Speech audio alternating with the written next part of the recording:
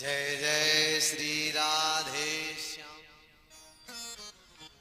जो कुलभूषण जाधव है ना, जो पाकिस्तान की जो कैद में है, ये बात मैं सच बता रहा हूं। न जाने कभी कभी रात के समय ऐसा आता है, ये अचानक याद आ जाती है उनकी मुझे। मैंने उनको न देखा है, न जाने क्यों आ जाती है। कई बार आती है, ऐसा बहुत बार होता है।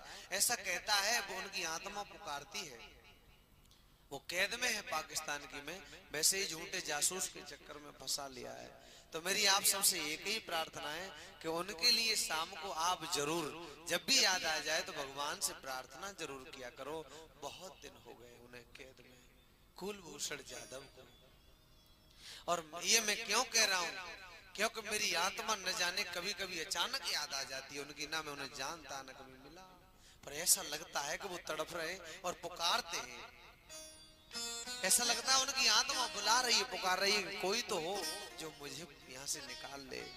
और कोई ताकत नहीं है, एक केवल ईश्वर से आप प्रार्थना करोगे तो प्रार्थना से।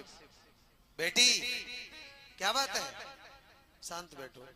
ईश्वर से आप प्रार्थना करोगे तो सच में ईश्वर कोई न कोई कृपा अवश्य करेंगे। और भगवान चाहे कि वो किसी ऐसा दिन देखने को मिले कि वो अपने मुल्क में आ जाएं, अपने भारत देश में आ जाएं। ये प्रार्थना सभी किया करो उनकी बुलाने के लिए, उन्हें कैद से मुक्त करने के लिए। और प्रार्थना ऐसी चीज है कि भगवान प्रार्थना से प्रसन्न हो जाते हैं, अति प्रसन्न हो जाते हैं भगवान प्रार्थना से। आप करके देखना, आप कभी किसी भी कष्ट में हो, आप अपने लिए भी करके देखना।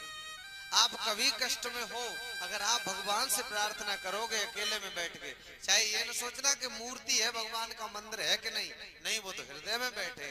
और हृदय में अकेले में बैठ के कह के तो देखना ईश्वर से। आप सच्चे हृदय से प्रार्थना करोगे, अगर सुनी न जाए तो गारंटी इस बात की है।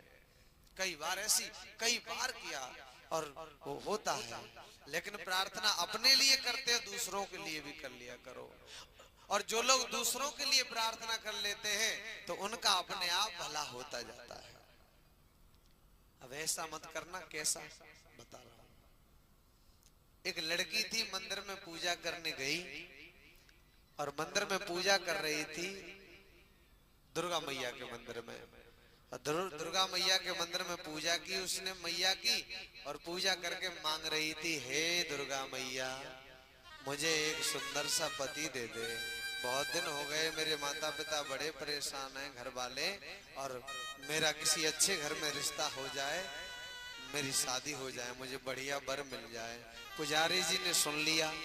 पुजारी जी बोले, बेटी अपने लिए नहीं मांगते कभी भगवान से, दूसरों के लिए मांगते हैं। और जब दूसरों के लिए मांगते हैं तो अपने लिए